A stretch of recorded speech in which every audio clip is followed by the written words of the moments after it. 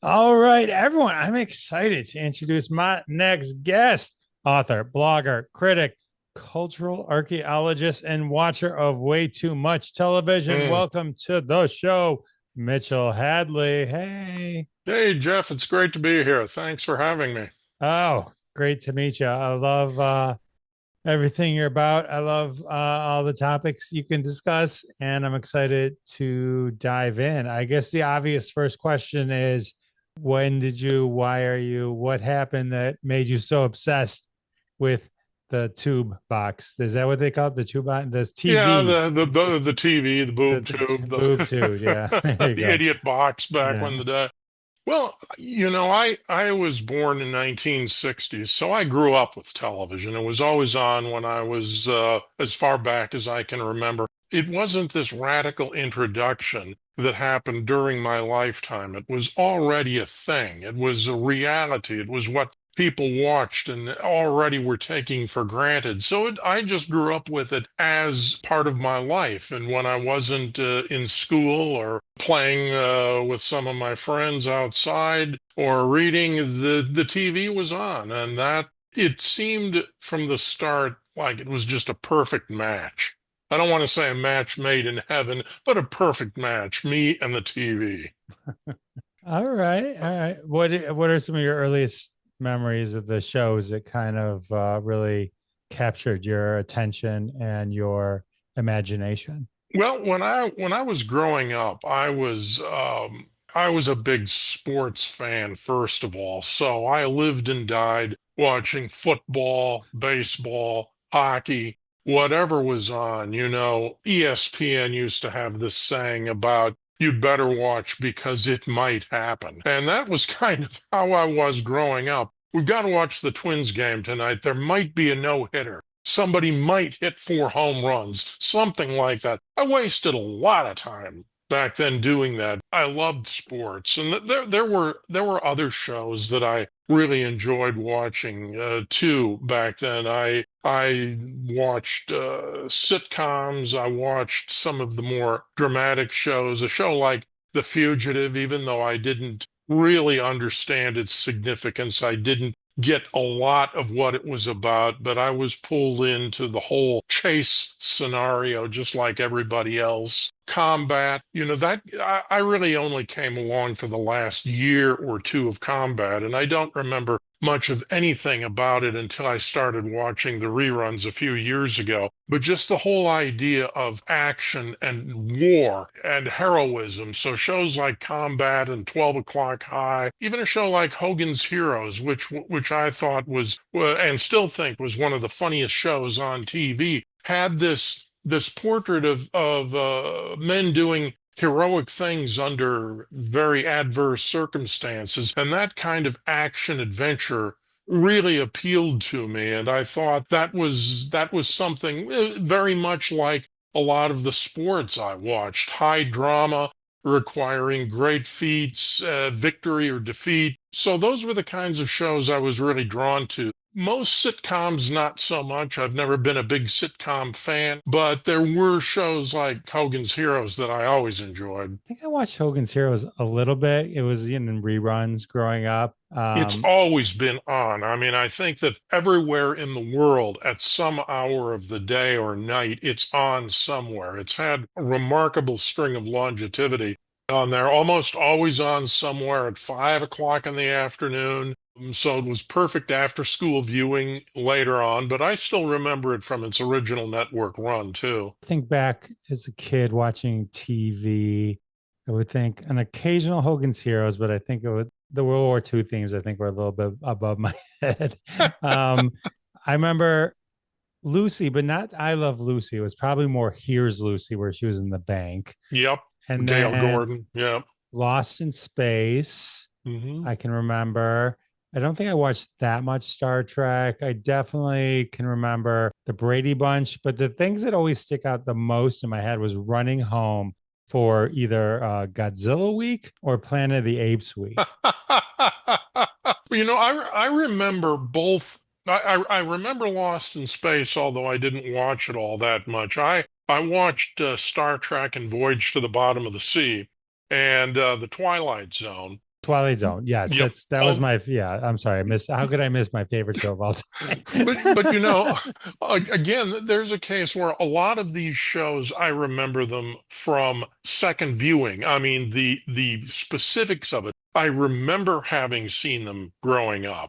It was the rewatching when they were in syndication, and then the rewatching when they came out on DVD. That's where I grew to have the appreciation for them.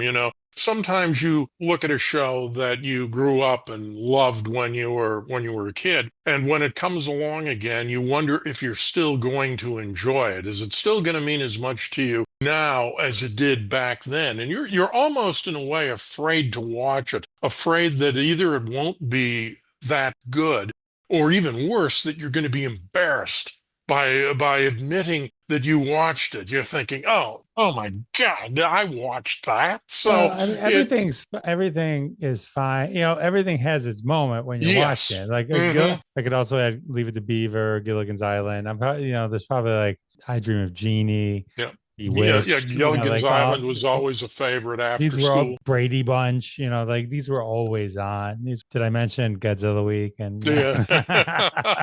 love love that. And then yes, if you look back on some of these shows, like I don't know that my kids would enjoy some of these shows, maybe, but it's where we were at that moment. This is kind of a little Hmm. bit like what you talk about, like in the electronic mirror, right? It's like we were in that moment. It was a Yes. reflection of that time, so it made sense. Now, if you add decades, when you rewatch it, there's a nostalgic feel to it, Hmm. but which I think is why they brought them all back as movies at some point, right? Not Which just TV really, yeah. reunions, but like, Hmm.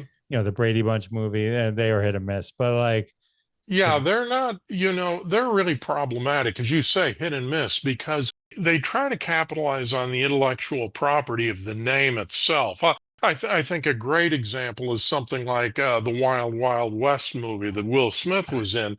And I don't understand this, and somebody will have to try to explain it to me sometime, but they take the IP that's established and they figure that that's what's going to draw people in because of the memory it triggers. But then they do almost everything possible to trash the memory of the show that they're supposedly paying tribute to. So they don't attract anybody new. And at the same time, they antagonize the people who would be the natural audience. And then they're surprised that these movies don't do better. If I were a cynical man, which I am not, but if I were a cynical man, I would almost say that these movies are made to lose money so that they can be written off and somehow or other make the studio a profit while at the same time managing to hold on to the intellectual property to keep anybody else from doing something that might be better. But, as I say, that's a cynical attitude. And you know that I am not a cynical man.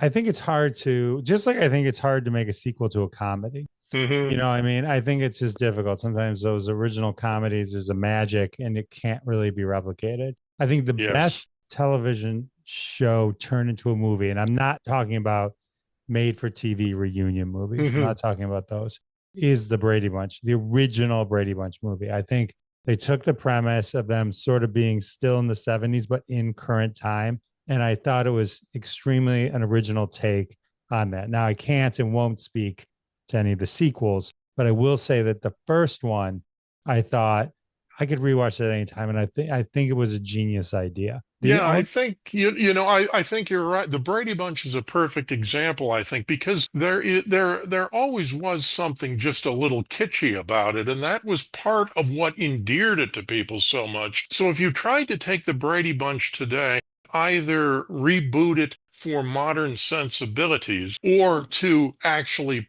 play it straight, more like what Robert Reed might have wanted to do, I don't think it would work. It might work on its own, but there again, that's not the Brady Bunch. It's a completely different movie. It's it, it's not even with six you get egg roll. It's something that goes beyond that, and it might work on its own merit, but then you're wasting the IP again. So I think that was a movie that got the tone exactly right for what it wanted to do. Right. And they proved themselves with the Brady's that it was the kitsch that it was no show has duplicated itself in so many ways. And Boy, really, I I think know. only hit those two major ways, but we still love them because they're the Brady's. Just like the Partridges. Yes. The Partridge. They never made a Partridge movie family though. No, oddly enough, the one which is the one kind of a show that actually seems to suggest it would work well. The garage band, you just update the kind of music they're playing, maybe. You don't have Shirley Jones. You've got a hip with it mom, though, that grew up watching Courtney Love or something like that, or Courtney Love. And imagine her starring in a sitcom, a reboot of the Partridge Family with Courtney Love. I mean, it sells itself. Right. I think what they need, like the Partridge Family was based on the cow sills. So it has Yes. like something very specific that it was kind of formulated around. What they need to do is just take the idea of that and not necessarily make it the Partridge Family, Yeah. right? Inspired by. They need to come out with things like inspired by. Because Yeah, I it's just think take the idea of the IP, but don't make it the IP. And precisely. I think that a really good example of that is when was it HBO a couple of years ago that rebooted Perry Mason, and they made it a period piece, not period to when the TV show was done, but more like a noir period. And they did all kinds of things that I think were really offensive to fans of the original series and of the book. Now, at the same time, a lot of critics thought it was actually a pretty good show. And so if you hadn't called it Perry Mason, if you had called it something else entirely, then, I think that is something different. You're not forced to compare it to what went before. On the other hand, again, the flip side of that is, would anyone have tuned in to watch it? well, I think so. I mean, Yeah, they I'd can like to promote think it. they People would like have. what people watch Suits, Yep. but Yep. then they didn't watch Suits LA. I, Maybe if you had called it something else, because noir is always hot. yeah, You could have sold it on that. I think people are always looking for a really great show. Hmm. Let me go into your website for a second. So Sure. yeah, it's about TV.com is your blog, and you go Hmm. into all the different weeks of TV guide, which are interesting because like do you see I'm assuming the take on this at UC's TV guide is a snapshot of kind of the world at that exact Yeah, moment it's a time culturally. capsule. It really is I look at what's on TV. I have a lot of fun with the shows. I have a lot of fun with the stars of the show, but what I really look for in there are the cultural indices that kind of give us that snapshot, as you said, of what life was like back then, as people would have seen it and as people would have understood it. You get a lot of stories that really are foretelling the future. Two that I'm very fond of just in talking about that. There was an article from the late 1950s with Senator John F. Kennedy from Massachusetts talking about how TV was going to revolutionize politics. And he was absolutely right. And if you had read that article, you would have seen exactly what his plan for being elected to the presidency was. And then there was another article from the late 50s, early 60s era. It was about Ronald Reagan, who at the time was the host of General Electric Theater. In that role, he not only hosted and occasionally starred in the show. GE Theater, if anybody's not familiar with it, GE Theater was a half-hour dramatic anthology that ran on CBS for many years on Sunday nights.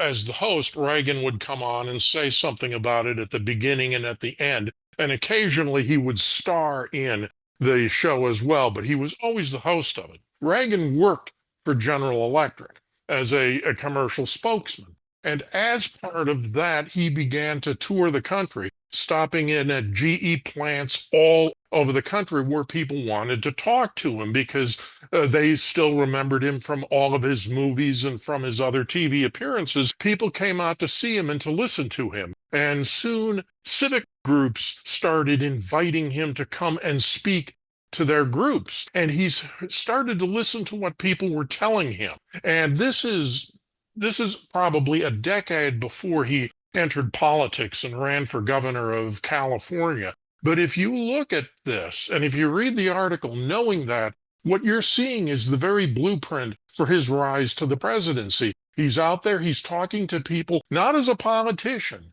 but as somebody who's interested in hearing what they have to say. So he has that advantage, but he doesn't have the liability, the baggage of being a politician.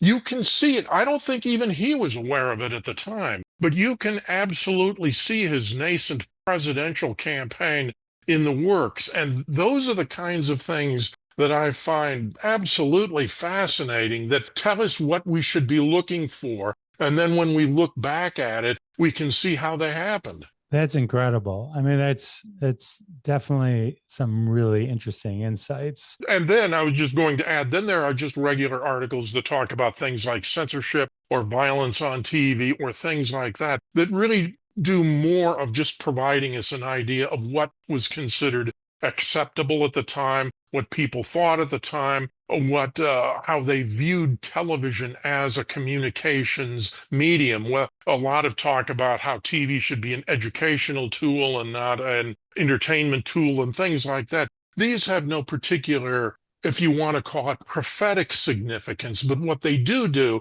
is give you a really good idea of what people thought at the time. And it's as good as anything you would read in a newspaper or see in a movie or a documentary. It's what I call an inadvertent documentary, because in telling us about what's on TV and what's coming up, it's also giving you that snapshot of what's going on in the country. Fascinating. Is there any other like very like close to your heart revelations from the TV Guide?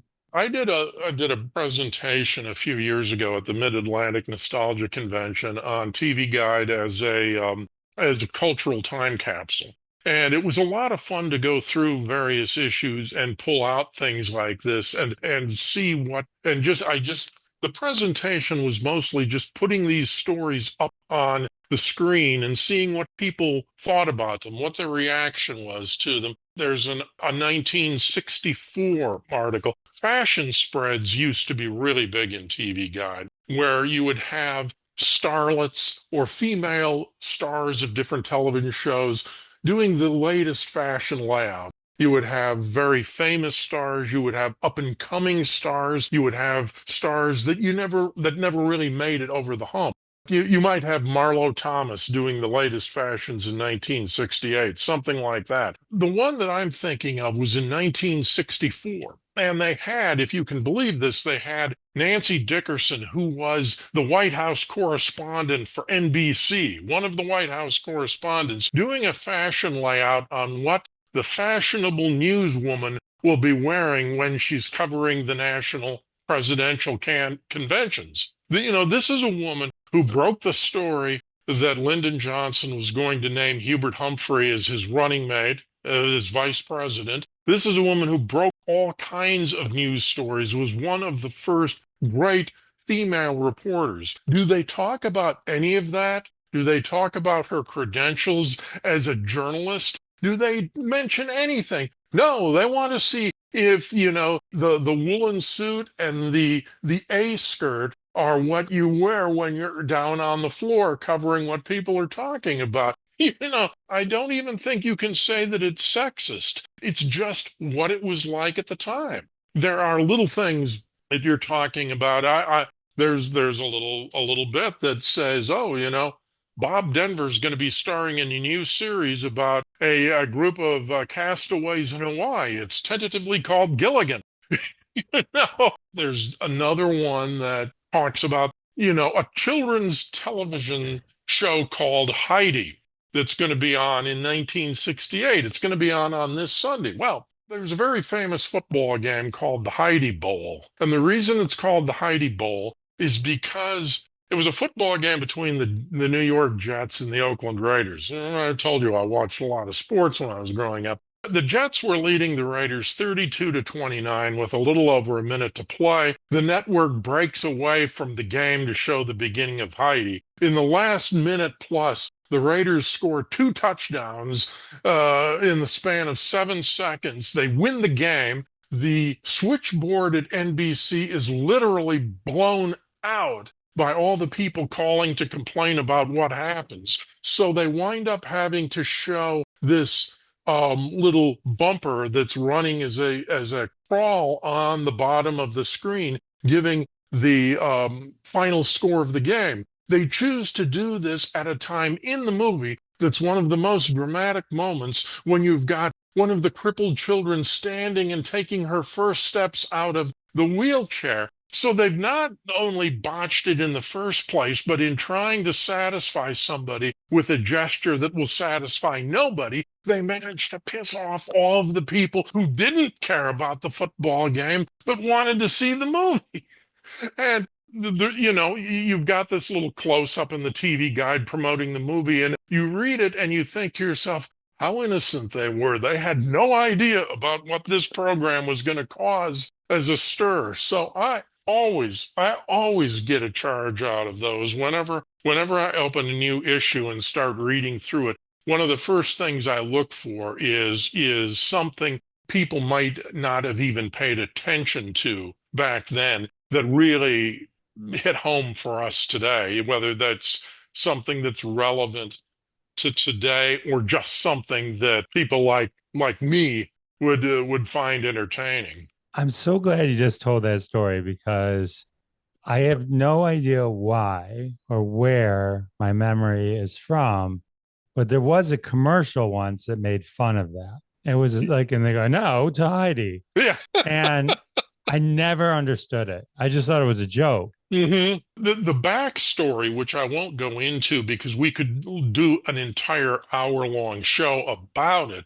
but the backstory is even funnier about the network executives trying to get them to go back to the game and not being able to do so because the lines were crossed, or because once they threw the switch, they couldn't throw it back. It depends on who it is you're talking to, but you've got the network head back in New York sitting there saying, what the hell happened to the game? And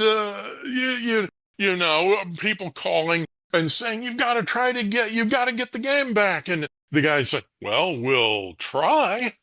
Yeah.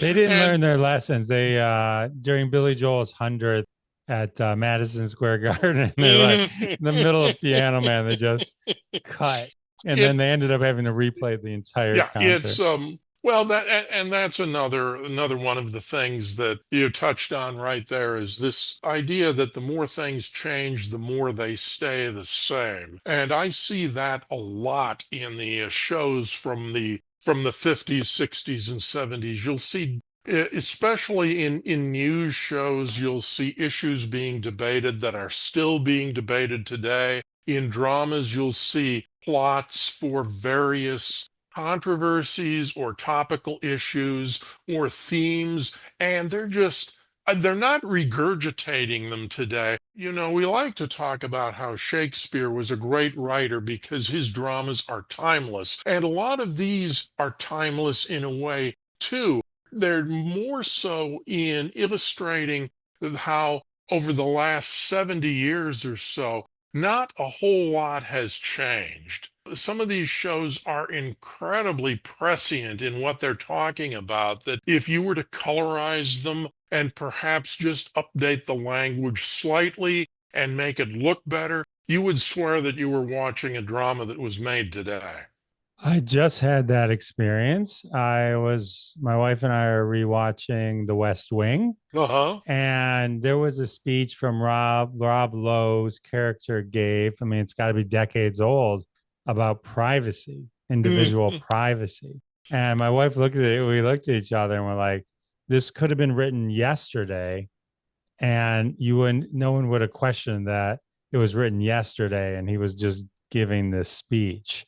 In the new book I've written, Darkness in Prime Time, where I talk about some of these shows and how they've kind of reflect what's going on in today's world. There's a great example of that, the show called The Bold Ones, where a man finds out that his credit report has been, well, his credit has been destroyed because of a credit report that relied on sources that weren't verified. And the entire show is really built around the idea that your name goes into these computers and you're not able to find out who's responsible for the information. You're not able to change it. You're not able to repair your reputation. You're not able to get a job. You're not able to get a loan. You're not able to open a bank account. All of these things happen to you. And when you demand finding out who it is or why this is, you can't get any answers because nobody knows. And if you had this show back in 1970 was merely saying,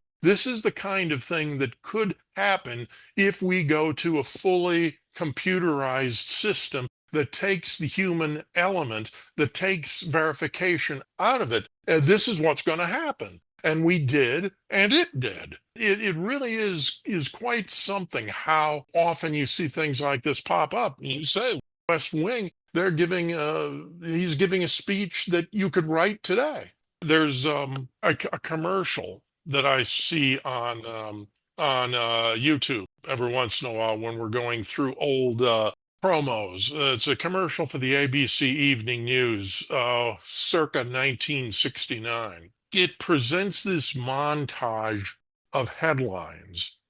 This is what 50 years ago, over 50 years ago, and it's presenting the headlines they're going to keep an eye on. What are they talking about? They're talking about the Middle East. They're talking about the U.S. involved in a war. They're talking about abortion. They're talking about taxes. They're talking about the economy, gun control, violence, the president's relationship with Congress, the environment, every single issue that they were talking about in 1970 is still present today. All you have to do is you say, well, instead of Vietnam, we're talking about the Middle East. Instead of Israel and Egypt, we're talking about Israel and Iran. Instead of this, we're talking about that. Instead of Nixon, we're talking about Trump. But nothing else has changed. Sometimes I wonder when people, if you had a time machine, the proverbial time machine question, if you were able to go back in time to 1970 and tell the people who were watching or who were working on these shows that the same exact issues they discussed, we're discussing, and that virtually nothing has happened in the preceding 50 years to change things, what would they think? I think they would be appalled because at least, you can argue that up until the end of the 60s, the beginning of the 70s, there was still this sense of optimism that the future would be better, that we would, if not solve problems, at least we would ease burdens, we would make things better. We were replacing the old with the modern. I would like to think that they would just be shocked. We went to the moon in 1969. They assumed we'd be on Mars by now, that we'd have a base on the moon. If you told them we hadn't been back in 50 years, they'd wonder what happened. And so I think that, again, this time capsule thing works both ways. You look at what they said back then. If they could see what we see today, I wonder what they would think. I don't disagree with you at all. And it's like, it's funny because, you get up and you get caught up in certain things. And then you're like, not to get political, but politics is crazy now, right? The right, Sure the is. left, and all that. And then everyone's like, I love Hamilton. And I was like, I love Hamilton too. But guess what? Burr shot Hamilton. That's how they solved it. They shot each other. Well, and we're complaining about this Republican yelling at this Democrat or whatever. Yeah. And they shot each other. And that was fine. Yeah. And every newspaper was owned, operated, or dedicated to a particular political party. They dealt in wholesale slander. If you watch the movie, the musical 1776, which I think is one of the great movie musicals ever made, and you see Ben Franklin talking about that he was a newspaper man himself, and you see some of the things that they say. One of the delegates even has this card printed up. He hands to people to save a lot of time, and it says in essence, it says, "You, sir, are dirty, no good." Dog, lying down scum, double crossing, double dealing, this, that, and the other. Sincerely yours. This was, this is the way they talk. It has always been part of our culture. What's different now is that social media enables us to all be aware of it at the same time. But if we knew within 20 minutes what the founding fathers might have said to each other, we'd probably be have our pants shocked off. Right. It is. Well, you probably have heard that. You probably know this, that the golden age was never golden. There was never a golden age. There have been better times and there have been worse times. But one of the problems with idealizing the past is that you tend to forget everything that doesn't fit into a nice, warm, nostalgic niche. One of the things I try to do at It's About TV is, at least occasionally, I try to remove the nostalgia and look at things in a much more isolated way. We complain about press bias today. Well, guess what? When Walter Cronkite was on CBS and Huntley and Brinkley were on NBC and Frank Reynolds was on ABC, people complained about press bias then too. And they said almost exactly the same things that people say today. It's nothing new. These men were giants in the news field, but they weren't immune from those kinds of problems. We have never been immune from those kinds of problems. We're just more aware of them.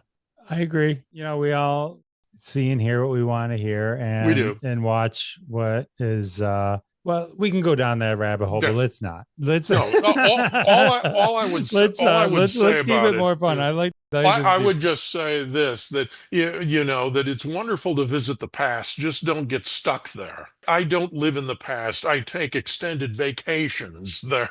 go That I watch live in the watch a good present. handful of Twilight Zone episodes if you want to Yes, yeah. learn about going back in the past. Oh, it never works. Spoiler alert, it never works. Keeping up with this theme for one TV guide theme for 1 second. Mhm. Do you think we're better off or worse with the technology advancements that made it irrelevant and obsolete? Because I used to love the TV guide. It was like a Yes. thing, and you'd kind of flip through it, and just the same way I loved going to record stores or music stores or going to Blockbuster or going, I liked being surrounded by things. And when it's a digital thing, it doesn't have the same feeling. You don't get the full context. You're not seeing that one piece of history as you have called it, rightfully so. Do you miss it? Do you wish it was still around? Do you like? I do, but it couldn't survive in today's world, I don't think. For me, the golden age TV guides tend to be from the early to mid 60s, and it's not necessarily because of the programs. We can, that's a separate issue to talk about the programs, but if you look at the listings, you see some pretty detailed descriptions of what the episode is about. You'll notice that they oftentimes, especially with the dramatic anthologies, they'll mention who wrote it, they'll mention who directed it. You really got a feel for these shows in such a way that when someone like me comes along 50 years later and reads these TV guides, I get this kind of warm feeling, this simpatico thing, that I can actually appreciate this show, even if I haven't seen it. I can appreciate what it must have been about. And in the cases where I go back and where I have been able to see some of these episodes, I can judge whether or not the description would have induced me to watch the episode, or even just looking at it and I'll turn to my wife and read the description and say, hey, we watched that last week. It's kind of fun. TV Guide today couldn't exist because you simply don't have room for 150 channels. And especially in an environment where virtually everything is on demand, you don't have a commonality among people. If you're going to watch the latest episode of whatever the hot show is, there's no guarantee that anybody else will be watching it at the time you are. So in the first place, the idea of blocking it out in a particular time slot is meaningless. You don't have to look at what's on up against it and have to make a value judgment as to which show you'd rather watch, because you can watch any of them at any time. You have, as I say, 150, 200. If you expand it to streaming, you've probably got 1,000 different options at any given point in time as to what you can watch. No one can keep track of it, even digitally. You can't do any more than isolate a few key stations that you might want to zoom in on. I know that I'm not going to want to watch the soap opera channel, so I wouldn't include it in my on-screen guide, but you have to make those kinds of judgments all the way down. Now, is that a good thing? I would argue that it isn't, for a couple of reasons. Number one, it has atomized the viewer so much that you've got viewers down to mere particles. You don't have to have any kind of programming that has to have any kind of mass appeal. And so what you tend to have are very niche type of shows on very niche type of channels that will attract a niche audience, but there's no commonality. So you're not having a cultural unifier. And I don't mean that again in the sense of divisiveness. I just mean something that everyone can talk about. It's not, you don't have shows that people have in common. You have so many choices that by definition, you can't test them all. And one of the magic parts of the old television, and I'm sure you remember this, is the premiere weeks that networks would have in September. The TV Guide would come out with those special fall previews, and they would show you all the new shows that were coming up and who was starring in them. And it would give you a chance to read through all of these, and you might even make a check mark in the issue to show which shows you wanted to check out. Well, you can't do that anymore. There are too many of them. And even if you have the opportunity, even if you can single out shows that you may want to check out, you could be, if you wait 2 or 3 weeks, you might miss them because they might already be off the air with the way the instant ratings go. So I don't want to sound like I'm yelling at the clouds or telling people to get off my lawn, but I think there is such a thing as too much choice. And I think that's where we are with TV today. I think we've diluted the product, and I think we've made it impossible for people to appreciate it. And therefore, you've made it impossible to have a magazine like TV Guide that can kind of capture the zeitgeist of what's going on in TV and in America at the same time. One of the things you notice in TV Guide, when you have the visionaries talking about what they would like to see from TV in the future, and this was a very popular topic in the 50s into the early 60s. What do you think TV has to offer? And inevitably, you get into the subject of pay-per-view, you get into the subject of cable, and you should be you have to make very certain you don't confuse these with the way people look at them today. They meant very different things back then. But if you were to go to the average visionary of the early 60s, somebody like Pat Weaver at NBC, who created so many different shows and concepts, if you were to ask him what he would envision, he would see the 3 networks. He would see an educational station, not public broadcasting necessarily as we know PBS, but a show dedicated a station dedicated primarily to education. And then he would see these specialty channels, but he would see a channel devoted to movies, a channel devoted to culture, symphony, classical music, a channel devoted to sports. He would see maybe a half a dozen of these niche stations. So you're talking about at most maybe 15, 16 different kinds of networks that people would have to choose from. But each one of them, you would have the networks themselves, which are generalists, and then you would have these other networks that would be available on cable or pay-per-view that are more specialists. So if you wanted to see a Broadway play or an opera or a drama of some kind, you could buy it for like $1.95. If you wanted to subscribe to a sports package, you could do something like that. If you had told Pat Weaver in order to watch your favorite sport, you would have to subscribe to 8 different streaming services in some combination to get to see everything. He would have kind of looked at you and said, well, what's the matter with you? Why don't they just congregate them in one spot so that people can see it? It's partly the nature of commercial television. It's partly the nature of trying to provide content, which is the big thing nowadays. But somewhere I think we've completely gone off the rails in looking at what TV was supposed to be all about. That doesn't mean that TV is by definition better in the classic era. I think it was better understood as to what it could and should be about than it is today. I think many of the dramas were better than they are today. But I think if you just want to isolate it and get rid of the no accounting for taste type of option, you can just say that concept of what TV was meant to be was much better back then. A 24-hour news station would have looked much more like the old headline news rather than a CNN or a Fox or an MSN, where they actually have to create stories in order to keep the news current because there isn't enough news to support a 24/7 operation.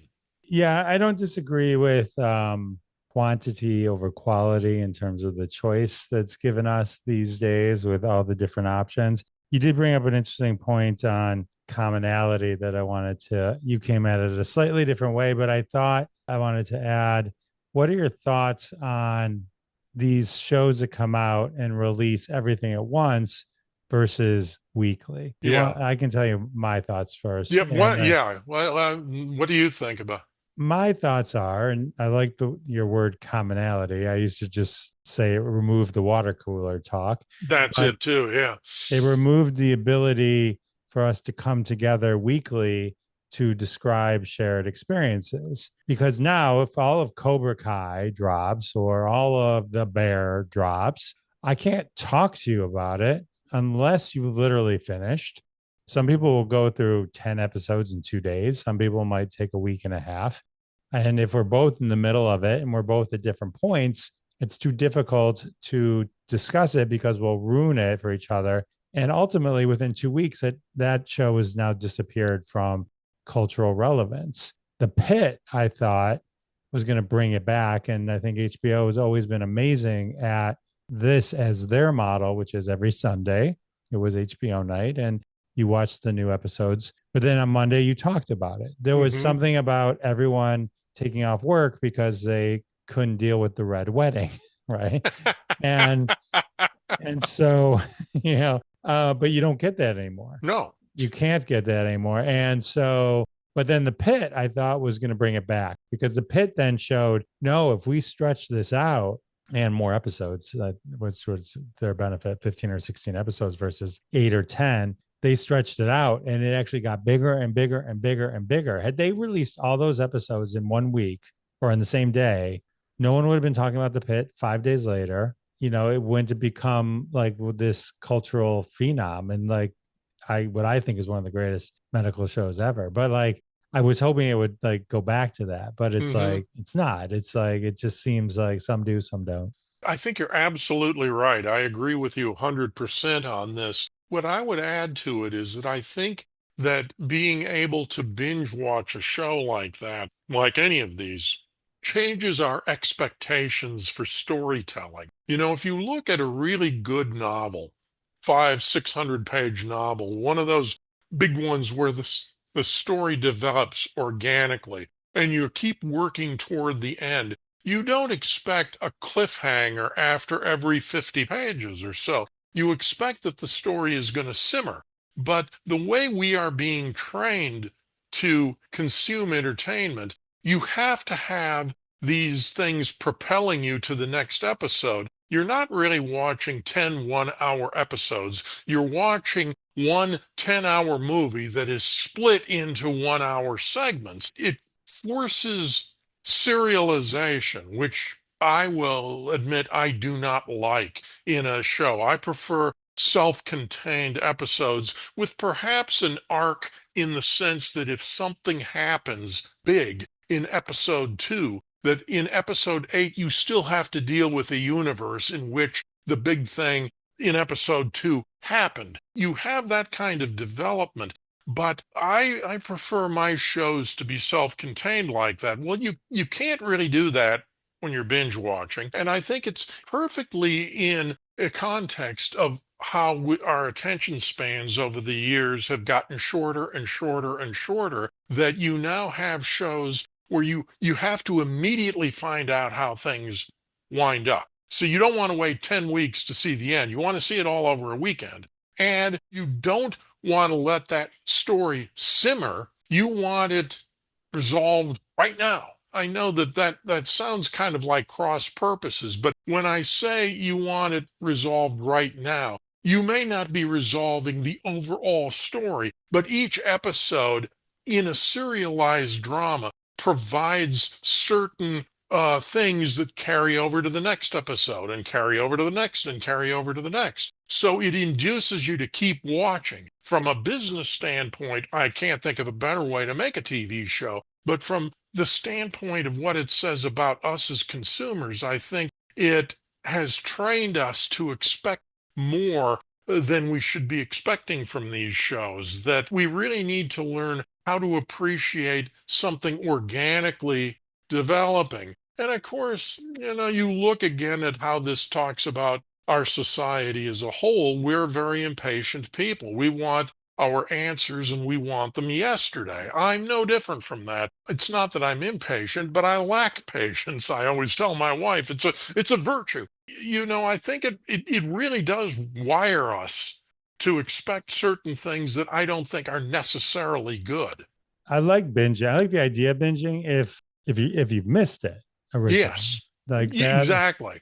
Like Well, that's that was what the function of reruns used to be in the first place. When you had a 52-week season and the average show made 39 episodes a week. Now with dramas, it was more like 32, and then it dipped into the upper 20s for quite some time. What you were essentially looking at was you have your first run season where your favorite show is on at 7:30. And perhaps your second favorite show is on at 8 o'clock the same night. Well, you're going to have to pick which one you want to watch, but you don't really have to worry about it because you can catch up on it in the rerun season during the summer. You can see those episodes you missed. Now you just record them, and then you just get them on DVD, and now you just watch them on demand. But it's kind of reprogrammed us for that, and it's changed the way we look at it.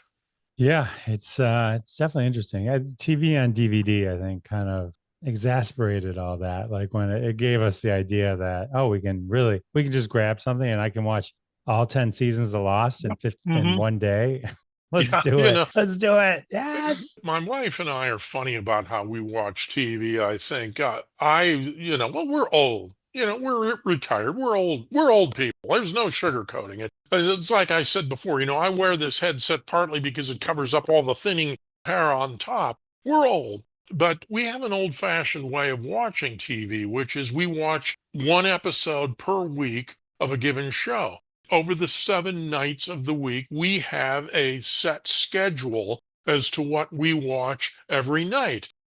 Tuesday nights we watch Combat and we watch Poirot, the version with David Suchet from PBS. Wednesday nights we watch Mannix and Danger Man. Thursday nights we watch Adventures in Paradise and Sherlock Holmes. Friday nights we watch The Avengers, Doctor Who, and The Twilight Zone. Saturday nights we watch movies. Sunday nights we watch documentaries. But we watch these shows once a week, just like we would have in the past. And if it's a 2-part episode, well, gee, that's too bad. It's just going to leave us thinking for the next week, because we're not going to, even in a 2-part episode, we're not going to just sit and watch part 2 right away. We're going to wait until next week to see it. In a way, we're set in our ways, but in another way, we don't have to worry about what we're going to watch for a while. If we're lucky, we were able to milk Combat. Combat's a 5-season episode or a 5-season series. So you're talking about roughly 150 episodes. Well, we've been able to milk that series for about 3 years every Tuesday night. And the advantage to it is, number one, you don't get sick of it. Number two, you can always take some time off if you want to. And number three, you don't have to worry for 3 years about what else you're going to be watching Tuesday nights at 8. So I kind of like that. I have a mixed reaction to what you just said. It's so one is I respect it. Two, I want to take a Xanax because it stressed me out. Why, I don't. There are times when I look at things and I say, why can't people be like me? But there are other They times were in when 1964. exactly. They were just like you.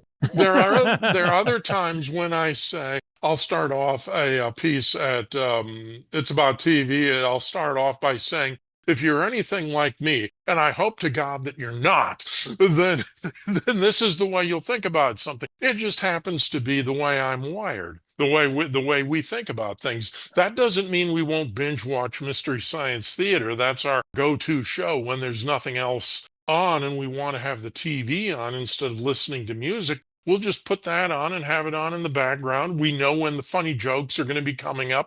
We've seen the giant Gila monster 23 times by now, so we know when the best punchlines are going to come up. We just put down what we're doing, watch it, bingo. We sit there and laugh for a little bit, and then we go back to what we were doing before, and it's a perfectly pleasant way to spend an afternoon. Mitchell, you're awesome. I appreciate all these TV insights. Let's take a few minutes, plug your books. You got two novels, a Hmm. previous book, and a new book, Darkness in Hmm. Prime Time. Yep. You want to just give so the electronic mirror. Yeah, the Electronic Mirror is a collection of essays, some of which came from originally from It's About TV and were expanded on, and some of them are original to the book that I've never published anywhere else. It's partly kind of a memoir because it talks about things that made a big impact for me, but it's also partly a cultural history of TV in that I try to take different topics like politics or obituaries or anthologies and look at it from the standpoint of maybe thinking about things in a way we're not accustomed to thinking about them, whether it means we're looking at a show through contemporary eyes rather than the eyes of the people who would have been watching it at the time, or whether we're looking at it for some other reason. But I like to suggest other ways people can watch TV where maybe they can get something else about it out of it. So that was the Electronic Mirror. It's one of those books you can kind of pick up and just open up to any page and read 3 or 4 page essay and then go on to something else. My wife and I read one chapter a week on Mondays, and then the next Monday we read another chapter. So we're gonna be with your book for no, it's kidding. Okay, then you had a couple novels. You had Yep. the Yep. car and the collaborator. Yeah, the collaborator Both is TC, by the way. Both. I don't know if that was on no, purpose, but yeah, no, it wasn't. But now that you mention it, I may have to change the title of my next book. The Collaborator is a Vatican thriller about politics in the Catholic Church and about a battle for control of the future church. And it was a lot of fun to write because it was an experimental form of fiction writing for me. I wrote it in the form of a theater of the mind where it's written as a play but with stage instructions that are so extensive that it's clearly not meant to be staged as a play. It's meant to be read as a piece of prose. But so that was a lot of fun because I was able to get into what my writing style really is postmodernism, and this was a chance to indulge that. The car, similarly, that's kind of an existentialist mystery that goes into looking at the meaning of life in the guise of a mystery. Man finds a car abandoned at the side of the street, becomes obsessed about finding out who owned and abandoned the car. And it's really a meditation on what life in general means. And the less of a mark we leave on life as we pass through it, does that mean we have led a less important life because we haven't left any evidence of what we've done in life. The new book, it's called Darkness in Prime Time: How Classic Era Television Foresaw Modern Society's Descent into Hell. And it sounds like it's kind of a downer. I prefer to think of it as more of a history book. I think if you were to classify it as anything, it's classic television, sociology, cultural studies. It looks at 21 television shows, most of them airing between the 50s and 70s, a few of them around 1980. One of them, if you can believe it, goes all the way back to 1936. It was the very first drama that the BBC aired when television was still experimental. So it has gone down in history as the very first television drama ever shown. What these 21 shows have in common, some of them are adaptations of famous books or plays. Some of them are original shows that were written for television. What they all have in common is that they describe in very uncanny detail a world that is very similar to the world we live in today. So I mentioned earlier in talking about the bold ones, you have an episode called The Invasion of Kevin Ireland, and that's all about how credit ratings from anonymous sources can affect you. It's really talking about the invasiveness of how Google and Yahoo and YouTube and all these different organizations can store information about you and how they use it to target you for various things.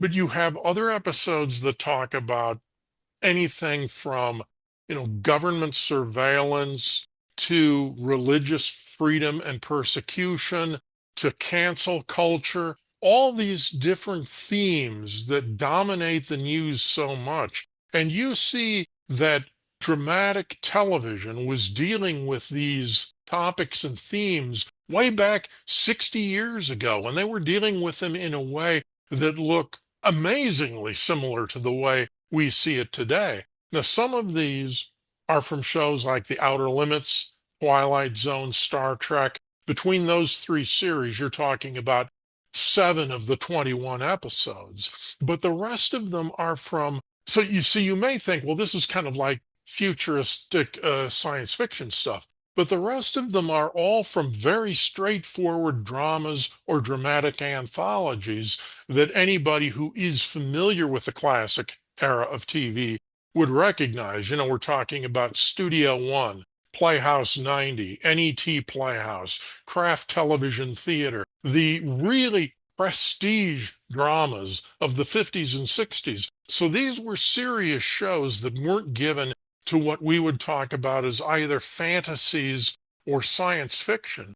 And yet they talked about these events. They painted a world of book burning and censorship. And, one of them, there was a play called A Sound of Different Drummers that was so close in its idea to Fahrenheit 451 that Ray Bradbury sued for plagiarism. So, but all of these themes, and what I find remarkable about it, as a TV historian, I thought, wow, this is cool. This is just cool to discover all of these shows. As somebody who's not a TV historian, but just interested in TV, I found it fascinating to go through old TV guides, which is where I found most of these. I'd read this listing to my wife, this description of the show, and we'd be like, this could be written today, just like what you were talking about a little while ago. And when you go back and look at the original newspaper reviews, what the critics thought about it, whether you're looking at the New York Times or Broadcasting or Variety or any of the other syndicated columnists, you find them praising the dramatic qualities of the show in most cases. There are some shows that were quite frankly not great dramatic shows, but I included them because of the way they dealt with the topic, which seemed to be so prescient. But a lot of these critics might say, well, it's very interesting, but they're describing this fantastic world that could never happen unless the communists took over, or it could never happen unless Joe McCarthy became president and took over from the right wing. They were almost always critical in the sense that they were saying that it was a bit far-fetched. A theme that I keep coming back to over and over again in the course of the book is, would these people looking at our world today still say that this was far-fetched? Or would they be saying, my gosh, Robert Allen Arthur was right on about this. How did he know? Or David Karp, how did he know that you'd have something like the New World Order, like the World Economic Council, forming foreign policy for all of these countries? So setting aside the political aspect of it, I think what people will really enjoy about this book is that, number one, it's going to tell you stories that you never heard of, but that you're not going to forget once you've read them. I like to say it's the shows you never heard of, the stories you'll never forget. You'll be amazed by how serious these stories are in terms of talking about real ideas, not just entertainment, but really trying to talk about ideas. I think people will be impressed by that. It'll give them an idea that the future, and for these people was these writers, the future was more than just electronic robots and flying cars and things like that. They were looking at the dark side of the future as well. So I think people who like classic television are going to be entertained by this because they're going to learn things they didn't know. People who are interested in cultural or political studies are going to look at it and they're going to find a lot of relevance to what's going on today. People who are just interested in just the social science aspect of it. I don't want it to sound academic because it's not, but people who are interested in that kind of thing, I think will look at this and find some really interesting observations about what it says about us as a society and how we have evolved over the last 60 years, or perhaps how we have not evolved. That's Darkness in Prime Time. If people are interested at all in what I've had to say, I think they'll find it interesting. I find you fascinating, and I encourage everyone to dive into go to itsabouttv.com. Check out, there's 1,000 million billion TV guide blogs in there, and then Darkness in Primetime, Electric. I'll put links to the show, to everything in the show notes. Yep, and there are links to all of these things on the website. If you go to It's About TV, don't worry about having to remember the names of any of the books or where to get them. The links are all there too. So that's right. Awesome. Mitchell Hadley, thank you so much for hanging out with me. It's been a pleasure. I've enjoyed this afternoon thoroughly.